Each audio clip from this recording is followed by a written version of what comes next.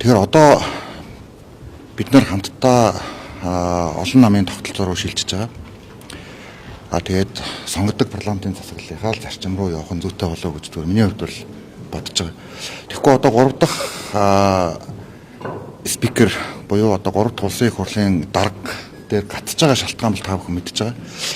Улсын их хурлын дарга дээр очисон хүн 2027 оны ерөнхийлөгчийн сонгуульд нэр дэвших магадaltaй гэдэг өнцгөөс л өрсөлдөд хоорондоо гатчаад байгаа. Тэрнээс биш энд өөр ямар ч зүйл байхгүй. За ингэх юм бол яах вэ гэхээр дахиад л 3 дахь улсын их хурлын дарга огцорно. Ягаад гэвэл улсын их хурлын даргын эндэр дээрээс улсын их хурлын одоо даргын албан тушаал дээрээс одоо ерөнхийлөгчийн тийм ээ сонгуул руу бэлтгэл ажил хийнэ гэдэг нь өөрөө дахиад нөгөө 5 намд тэгш бас хандна гэсэн үг шүү дээ. Тэгэхээр хамт одоо улс төрийн намууд өмнө нь ярьжсэн одоо тэр зүйлээ би энэ улс төрийн нөхцөл байдлыг бас зөв үнэлээд дараагийнхаа хүнийг ч гэсэн эвгүй байдалд оруулахгүй тулд Монгол улсын парламентыг эвгүй байдалд оруулахгүй тулд нам бос болгоод тэгээд улсын их хурлын дарга гэдэг албан тушаалыг одоо Тэмүүжин гишүүний хэлж байгаагаар спикер болгоод нэг өөрлөл энэ чинь хуралдаан удирддаг хүн шүү дээ. Манайд л нэг юм дарга шиг болцсон болохоос энэ чинь 126 хүний яг л нэг нь баггүй. Тэр хүмүүс зүгээр л хуралдаан зохион байгуулдаг хүн. За тэгээд яг энэ сонгодог энэ зүйл рүү л одоо явчаасаа гэж бодож байгаа. Энийг би 126-таа болж авах үндсэн хуулийн өөрчлөлтийг оруулж авах үедээ замдчдар даргад хэлжсэн. Харамсалтай нь тухайн үед нөгөө сонгуульд өгсөн байсан. Сандлуудыг ч гэсэн одоо өөрчлөё. Нэг өөрөөр хэлбэл гишүүн бүхэн урдаа микрофонгүй. За тэгээ илүү тийм ихтгэлцээний зарчимтай байя гэдэг ийм зүйл рүү бас явж байсан. Тэгээд тухайн үед бол бас сонгуульд өгсөн учраас энэ зохион байгуулалт хийж чадаагүй. Тэгэхээр 76-та парламент, 126-та парламент буюу энэ холимог тогтолцоотой парламент бол өөрөө асар их соёлын том өөрчлөлтийг авчирч байгаа.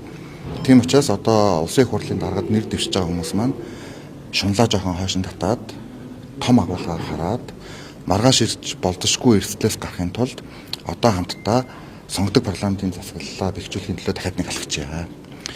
Тэгээд тэр хүн нам бус байг ерөнхийлөгчийн сонгуульд нэр дэвшихгүй хүн байг, аль нэг намд үйлчлэхгүй хүн байг, аль нэг намын бүлгийн хурлаас чиглэл авдаггүй хүн байг. Ингэж 5 нам ч итгэнэ. Ийм л байр суурьтай байна.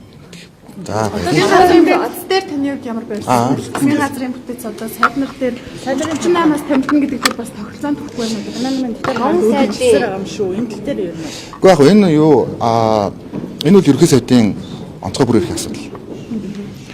Ерөнхий сайдын нэрхээ хинтэй ч хуваалцахгүй байх ёстой.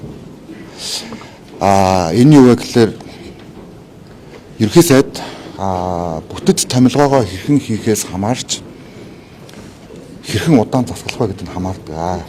Тийм ээ одоо миний хувьд бас ерөнхий сайдын ажлыг хийгээд 4 жил гаруй хугацаанд ажиллахдаа нэгдэггүй л бас сорилтыг даван туулж байсан.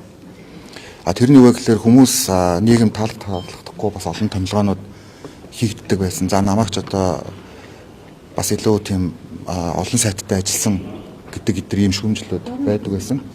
Миний хувьд юу вэ гэхээр тухайн үеийн цар тахлын сорилтыг даван гарахын тулд за оюутлогоон одоо гатсан энэ олон асуудлуудыг шийдвэрлэхийн тулд нэг өөрөлдөл илүү одоо хүчтэй кабинетийг бүрдүүлэх зүйтэй л гэж үзчихсэн. Тэгэхээр учирлын хувьд бол намын дарга ерөнхий сайд энэ бол бас зарчмын асуудал. Тэгэхээр учрал гэдэг хувь хүнд бол 38, 30 гэдэг зүйл байх ёсгүй.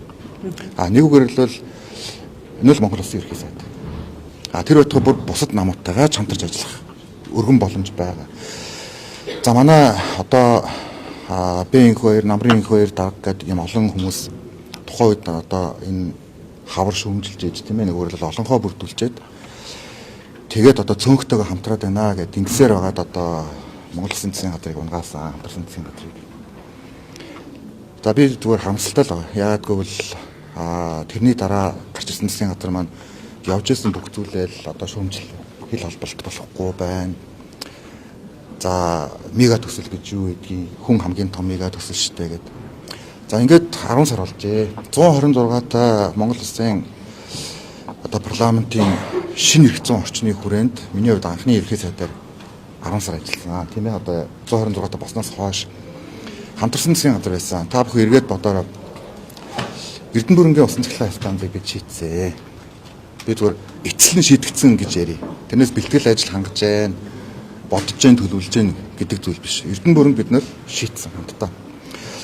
Үүний ард бид нар бас л гатсан байсан одоо энэ гашуун хотын хил холболтын асуудлыг хоёр улсын засгийн газрын төвшөнд бүр шийдсэн. Энэ бол замын үүдийн ард шийдэгдсэн одоо хоёр дахь том экспортын гарц. За энийг эцэл нь шийдэгдсэн. За байж байгаа.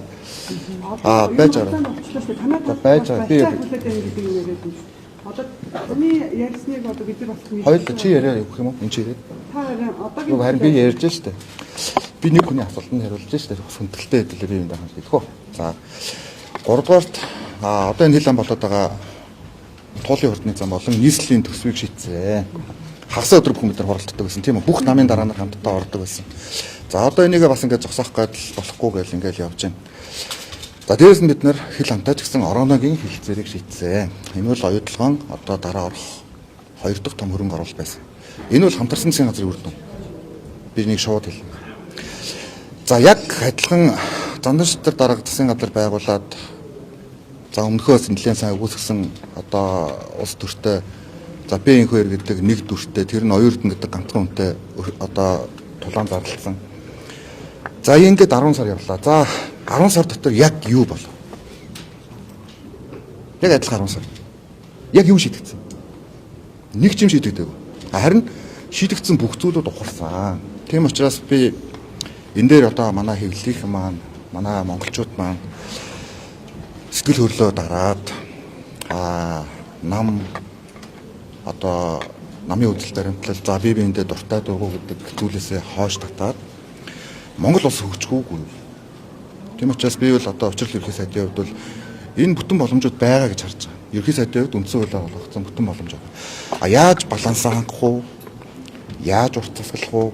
Яаж асуудлаа шийдэх үү гэдэг бол гагцгүй намын дараах ерхий сайдын хинтээч үл хуваалцах өөрийнх нь бүр ирэх. Энэ дээр өөрийнхөө байж чадвал учрал олон зүйлийг шийдсэн түүхэн ерхий сайд байна. Өөрийнхөө байж чадахгүй бол зүгээр одоо утсан күгэлтэй болтаад Монгол улсын цагийг алаад өөрийнхөө түүхийг сүйдэлнэ. За баярлалаа.